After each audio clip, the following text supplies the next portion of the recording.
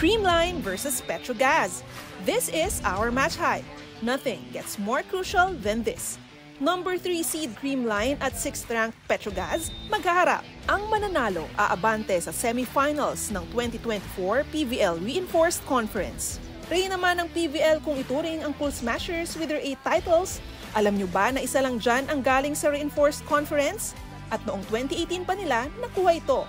Enter the Angels, ang pinaka-successful na team sa Reinforced Conference. Sila ang 2-time defending champion.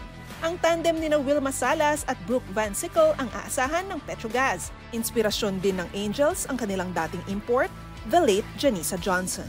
As for Creamline, wala man sina Eliza Valdez, Tots Carlos, and Gemma Galanza, nandyan naman sina Erica Staunton, Bernadette Pons, and Michelle Gumabaw.